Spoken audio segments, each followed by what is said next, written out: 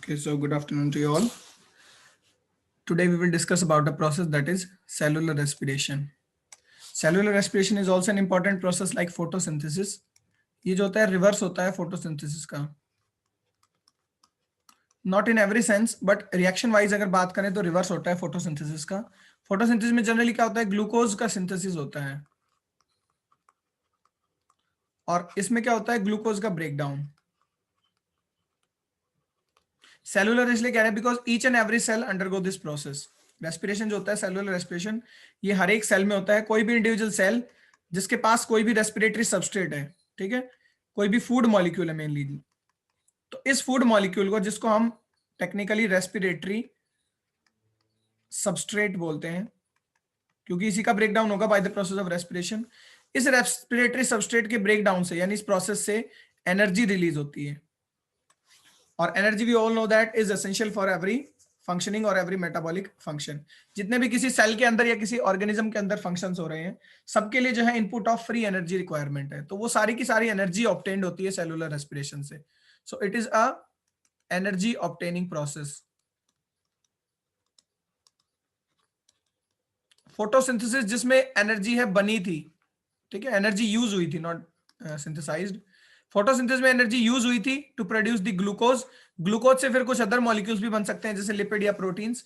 So similarly in this opposite reactions will take place. जो glucose बना है उससे एनर्जी रिलीज होगी, एनर्जी विल बी रिलीज्ड. तो क्योंकि एनर्जी रिलीज होगी इसलिए कैसे प्रोसेस है, ये एक्सर्गोनिक प्रोसेस है, ठीक है.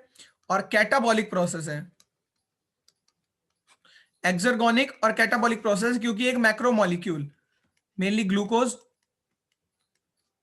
ऑक्सीजन की प्रेजेंस में या एब्सेंस में, पहले प्रेजेंस में हम पढ़ लेते हैं. ऑक्सीजन की प्रेजेंस में bye the process of cellular respiration in the living system. Living system लिखने का मतलब बहुत सारे एंजाइम्स चाहिए, एंजाइमेटिक रिएक्शंस हैं, ठीक है. In presence of the enzymes there is no requirement of the light like photosynthesis. यहाँ पे लाइट का कोई रिक्वायरमेंट नहीं है. ओके, ऑक्सीजन गैस की प्रेजेंस में एब्सेंस में ग्लूकोज मॉलिक्यूल जो है by the process of cellular respiration breakdown हो जाते हैं स्मॉलर मॉलिक्यूल्स में, जैसे कि CO2 में, वाटर में और एनर्जी में. तो ये कहलाता है cellular respiration. This is particularly aerobic respiration क्योंकि यहां पे हमने ऑक्सीजन यूज की है. एरोबिक रेस्पिरेशन में कंप्लीट ब्रेकडाउन होता है ग्लूकोज का. कंप्लीट ब्रेकडाउन होने पर मैक्सिमम अमाउंट ऑफ एनर्जी मिलती है. ये जो एनर्जी हमें मिलती है इससे एटीपी भी बनते हैं, क्योंकि बायोलॉजिकल सिस्टम में एनर्जी की करेंसी होती है एटीपी, एडिनोसिन ट्राइओज फॉस्फेट. ये भी हमें मिलते हैं, प्लस कुछ एनर्जी हीट की फॉर्म में ऑब्टेन होती है. तो हीट प्लस एटीपी दोनों तरह की एनर्जी जो है वो मिलती है. जनरली अगर एनर्जी काउंट की बात करें तो 2870 किलो जूल या 686 किलो कैलोरी, इतनी एनर्जी ऑब्टेन्ड होती है. किलो जूल में कहेंगे तो 2870 एंड किलो कैलोरी में कहेंगे तो 686 किलो कैलोरी. इसमें से 686 किलो कैलोरी एनर्जी जो ऑब्टेन हुई है by the process of cellular respiration किसी सबस्ट्रेट को तोड़ने के बाद, इसमें से कुछ एनर्जी तो एटीपी बनाने में यूज हो जाती है और कुछ एनर्जी हीट की फॉर्म में क्या होती है, ऑब्टेन होती है. ATP generally count book to book vary करता है.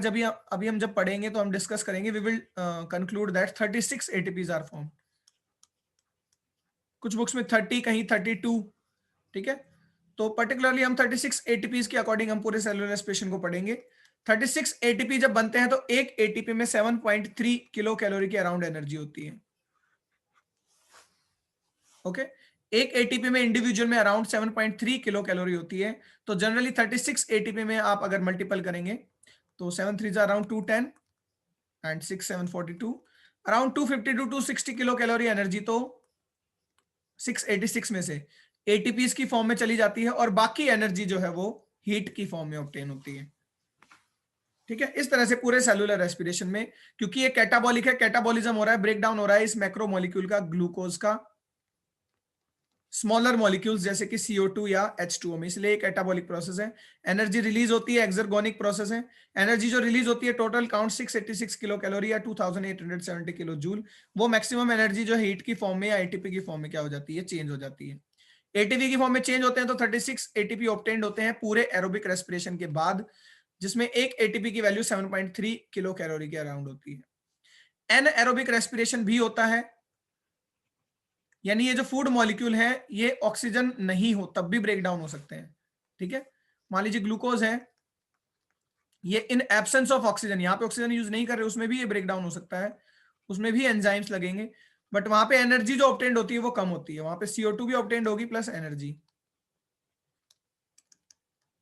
ठीक है, वहां CO2 ऑब्टेन्ड होगी, वाटर भी ऑब्टेन्ड होगा, एनर्जी भी, but energy will be less. Energy लगभग 50 किलो कैलोरी ऑब्टेन्ड होती है एनारोबिक रेस्पिरेशन में, 50 किलो कैलोरी, और जिसमें एटीपी जो है टोटल 2 ही बनते हैं, यानी 2 ही एटीपी बनेंगे, बाकी एनर्जी हीट की फॉर्म में होगी। तो aerobic respiration as well as anaerobic respiration. Cellular respiration क्या है? किसी भी फूड मॉलिक्यूल का, क्योंकि एनर्जी तो हर एक चीज में चाहिए, चाहे कोई भी सिस्टम हो, लिविंग सिस्टम हो या नॉन लिविंग सिस्टम हो, वर्क डन के लिए, काम करने के लिए एनर्जी रिक्वायरमेंट है।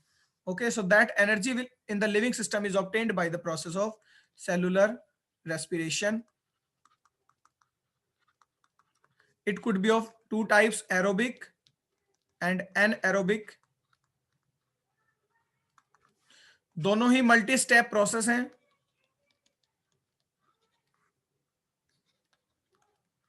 ठीक है, यानी एनर्जी जो होती है मल्टीपल स्टेप्स में रिलीज होगी, ऐसा नहीं है कि तुरंत जो है एनर्जी रिलीज हो जाएगी, मल्टीपल स्टेप्स में ही एनर्जी रिलीज होगी, जहां भी और जहां, जब भी और जहां भी रिक्वायरमेंट होगी, व्हेन एंड व्हेनेवर, वेरेवर। ठीक है, जब जरूरत होगी और जहां भी जरूरत होगी वहां एनर्जी क्या होगी? रिलीज। और रिलीज जब एनर्जी लिविंग सिस्टम यूज करेगा तो एटीपी की फॉर्म में करेगा, ये करेंसी है, currency of energy in living system. फर्क ये है, एरोबिक में कंप्लीट ब्रेकडाउन होता है इसलिए मैक्सिमम एनर्जी मिलती है, सो मैक्सिमम एनर्जी। एटीपी में कहें तो 36। एनारोबिक में इनकम्प्लीट ब्रेकडाउन होता है इसलिए कम एनर्जी मिलती है, 50 किलो कैलोरी या 2 एटीपी। यहां 686 किलो कैलोरी या 36 एटीपी। और एटीपी चाहे एरोबिक हो या एनारोबिक हो, एक इंडिविजुअल एटीपी तो एटीपी है, ये जनरली 7.3 किलो कैलोरी के बराबर होता है। ठीक है, now we talk about the aerobic respiration. पहले एरोबिक रेस्पिरेशन पढ़ेंगे, then we will discuss about the anaerobic. तो एरोबिक रेस्पिरेशन जो होता है ये कॉमन तो है हायर ऑर्गेनिजम्स में, common in higher organisms, but ऐसा नहीं है कि केवल हायर में ही होगा, this also occurs in prokaryotes और लोअर ऑर्गेनिजम्स। ओके, अब जो हायर ऑर्गेनिजम्स जैसे एनिमल्स हैं या प्लांट्स हैं, उनके अंदर मोस्ट कॉमन एरोबिक रेस्पिरेशन है, बट एनएरोबिक भी देखने को मिलता है कुछ पर्टिकुलर टाइम पे या कुछ पर्टिकुलर सेल्स में। So anaerobic also in higher organisms. तो इनको ऑर्गेनिज्म के अकॉर्डिंग हम क्लासिफाई नहीं कर सकते। क्लासिफाई करने का मेन मेथड क्या है कि या तो ऑक्सीजन प्रेजेंट है या ऑक्सीजन एब्सेंस है। ठीक है, एरोबिक या एनएरोबिक को। एरोबिक अगर हायर ऑर्गेनिजम्स में होते हैं, हायर में या यूकैरियोटिक सेल्स में होते हैं, अगर यूकैरियोटिक सेल में एरोबिक रेस्पिरेशन होता है तो एरोबिक के फर्दर 4 स्टेप्स है जिनकी साइट डिफरेंट डिफरेंट होगी। ठीक है, जैसे एरोबिक में 4 स्टेप होते हैं, glycolysis, Krebs cycle, electron transport chain and oxidative phosphorylation. ठीक है, अब अगर यूकैरियोटिक सेल है और प्रोकैरियोटिक सेल है, ठीक है, प्रोकैरियोटिक ऑर्गेनिज्म है या यूकैरियोटिक ऑर्गेनिज्म है, तो एरोबिक रेस्पिरेशन ही, अब एनारोबिक हम डिस्कस नहीं कर रहे, एरोबिक के ही चारों स्टेप, इनकी लोकेशन क्या हो जाएगी यूकैरियोट में कि ग्लाइकोलिसिस होगा साइटोप्लाज्म में, ग्लाइकोलिसिस प्रोकैरियोट्स में भी साइटोप्लाज्म में ही होता है, क्रैब साइकिल जो होगी वो माइटोकॉन्ड्रिया में होगी। प्रोकैरियोटिक सेल में अगर एरोबिक रेस्पिरेशन हो रहा है, यानी प्रोकैरियोट्स अगर ऑक्सीजन यूज करके ग्लूकोज को फर्दर ब्रेक डाउन कर रहे हैं, तो उनका जो क्रैब साइकिल, अब क्योंकि प्रोकैरियोट में माइटोकॉन्ड्रिया तो है नहीं, तो वो साइटोप्लाज्म में ही होगी। ठीक है, इलेक्ट्रॉन ट्रांसपोर्ट चेन भी माइटोकॉन्ड्रिया में होती है, इनर मेम्ब्रेन में, क्योंकि प्रोकैरियोट में माइटोकॉन्ड्रिया नहीं है, तो इलेक्ट्रॉन ट्रांसपोर्ट चेन कहां होगी? प्लाज्मा मेम्ब्रेन पर। प्लाज्मा मेम्ब्रेन तो है उनके पास। ऑक्सीडेटिव फॉस्फोराइलेशन सेम माइटोकॉन्ड्रिया की इनर मेम्ब्रेन में, तो यहां भी सेम, क्योंकि माइटोकॉन्ड्रिया नहीं है प्रोकैरियोट में, तो प्लाज्मा मेम्ब्रेन में ही। तो ये लोकेशंस बहुत इंपॉर्टेंट होती हैं कि ग्लाइकोलिसिस कहां होता है, साइटोप्लाज्म में, जो कि पहला स्टेप है एरोबिक रेस्पिरेशन का। केवल एरोबिक की हम बात कर रहे हैं। क्रेब्स साइकिल माइटोकॉन्ड्रिया में होती है more commonly. Electron transport chain mitochondria inner membrane. Oxidative phosphorylation mitochondria inner membrane.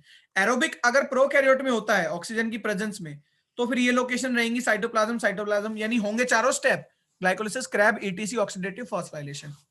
अब एनएरोबिक की अगर बात करें तो एनएरोबिक में केवल एक ही स्टेप होगा, ग्लाइकोलाइसिस। एनएरोबिक में क्रैब्स साइकिल और आगे के स्टेप्स नहीं होते, तो इसीलिए एनएरोबिक में कम एनर्जी बनती है, ओनली 50 किलो कैलोरी। उतनी ही एनर्जी बनती है जितनी एक स्टेप ग्लाइकोलिसिस में हो पाती है, बस। उसके आगे जो है प्रोसेस नहीं होते, क्योंकि इनकम्प्लीट ब्रेकडाउन होगा। अब उसी वजह से देखिए, वही रीजन है कि एक तो कॉमन स्टेप हमने देखना है क्या, कि ग्लाइकोलिसिस एरोबिक में भी हो रहा है और एनएरोबिक में भी। इसका मतलब it is indicating that glycolysis does not require oxygen, oxygen gas is not required. क्योंकि अगर ऑक्सीजन चाहती तो ग्लाइकोलिसिस एनएरोबिक में नहीं होता। तो ग्लाइकोलिसिस एक कॉमन पाथवे है जो एनएरोबिक में भी होता है और एरोबिक रेस्पिरेशन में भी होता है। बाकी के जितने भी पाथवे हैं वो केवल एरोबिक में ही होते हैं। एरोबिक में अगर होते हैं तो यूकैरियोट में अलग लोकेशन होती है, प्रोकैरियोट्स में उनकी अलग लोकेशन होती है। ठीक है, सो यहां तक क्लियर होना चाहिए।